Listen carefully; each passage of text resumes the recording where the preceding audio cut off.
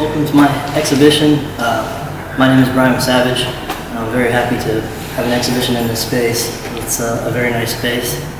And for this exhibition, I've kind of focused on reflecting on my time here in the last 2 years with the coronavirus pandemic.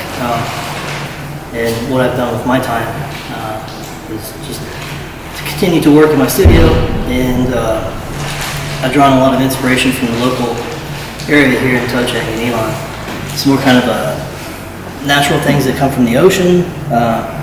You'll see some seashells. I took a trip out to Turtle Island on the boats, and we got to see up close the texture, the rock of the face of the Turtle Island. So in here you'll see a lot of things that are kind of based on the local scenes that you would find.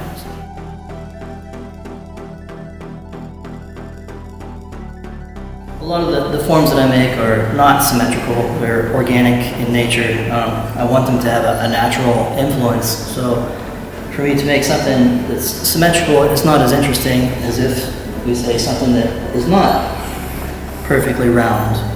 I think that has more interest for my eye and my aesthetic. And it feels more natural. And we can also see that, it is handmade, it's not made by a machine. So I think that adds value to what we're doing in life. Enjoy things that are handmade or crafted. So, just to take a simple small cup and change that shape, it's referencing something from the ocean, or, this is I thought it was a barnacle, and we can kind of see the different shape, and I think that's interesting. So for me, I think things that are not symmetrical have more interest than things that are perfectly round.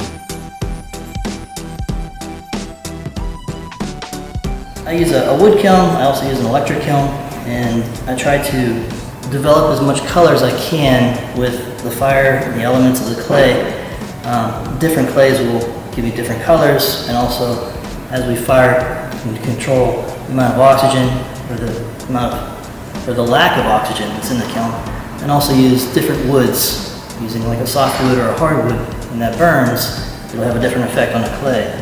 And also, the atmosphere of the weather also has a contributing factor to a lot of these colors. But recently I've noticed my palette has gotten a little bit lighter.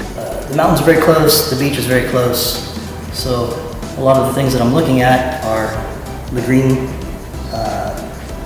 plants and vegetation of the mountain, and also the real pretty skies that are blue, and then you have the reflection of the sun. There's a whole other palette of colors when the sun sets or the sun rises. Storms come in. So there's a lot of different colors that I think are reflected in my work that are found in Taiwan. So like I was saying, I don't go after things that are perfect. I like things to have a little bit of a flaw. I think that makes them more interesting. So this piece was broken after we opened the kiln and found out that it had broken in the fire. But I wasn't too put out by it, because I thought this is actually pretty nice, because now I have a space in between it. It's actually more interesting than what it was as one piece. So I'm not, I don't feel bad about it. So I like it actually. I've been working with this texture for quite a while actually, and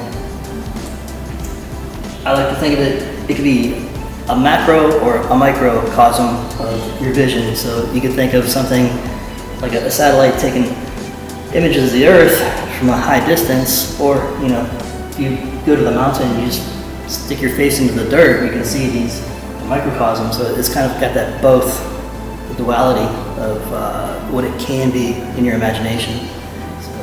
I try to let the audience or the viewer have their own memory, I guess, to share through the art.